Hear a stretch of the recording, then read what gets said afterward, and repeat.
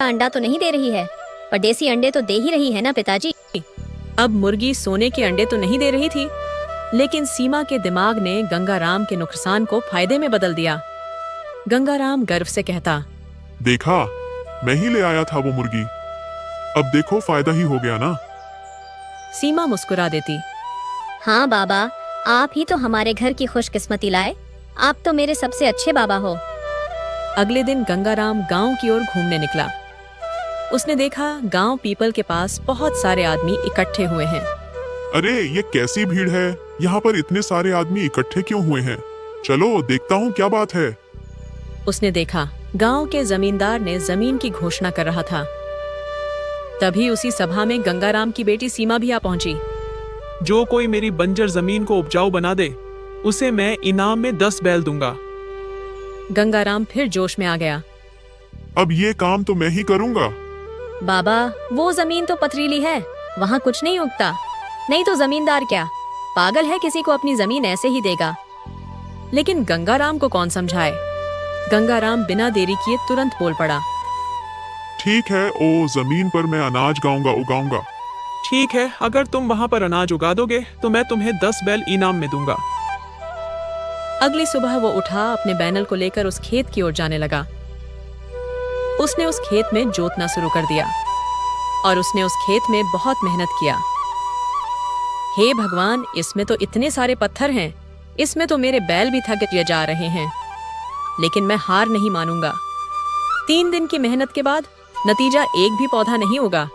गंगाराम का चेहरा उतर गया। अब मेरे से नहीं होगा।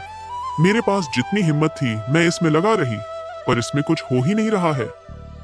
तभी सीमा वहां आई, साथ में एक मटका, एक थैली गोबर और कुछ अनाज।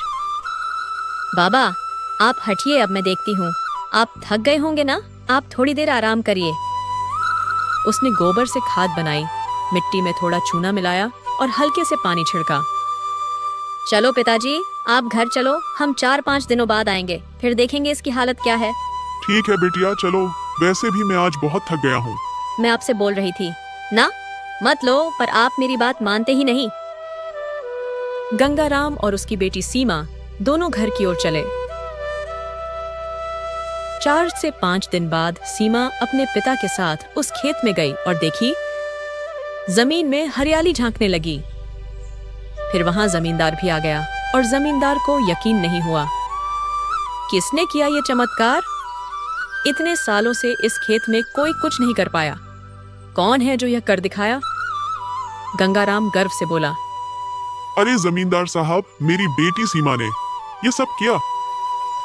जमींदार बहुत खुश हो गया और सीमा और गंगाराम का अपने घर ले गया। अरे गंगाराम, तूने तो अपना काम कर दिया, अब मुझे अपना भी काम करना है। जमींदार ने 10 बैल तो दिए ही, साथ में एक सोने की अंगूठी भी दी सीमा को। ऐसी बेटी तो 100 बेटों पर भारी है। भगवान करे ऐसी बेटी सबको मिले। गंगाराम और उसकी बेटी सीमा दोनों बहुत ही खुश थे। फिर दोनों घर की ओर निकल पड़े। अब आया कहानी का सबसे मजेदार मोड़। एक दिन राज्य के राजा ने पूरे गांवों में घोषणा करवाई, जिसने मेरी पहेली का सही उत्तर दिया उसे मैं 100 स्वर्ण मुद्राएं दूंगा, वो भी ढेर सारे। मेरी पहेली है, वो क्या है जो दिखाई भी देता है पर छाया नहीं देता? पूरा गांव सोच में पड़ गया। कोई कहे पानी, कोई कहे सपना, कोई बोले भूत।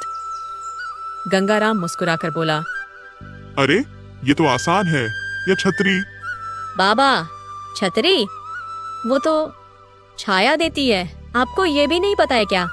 अरे मेरी वाली तो टूटी हुई है, इसलिए नहीं देती।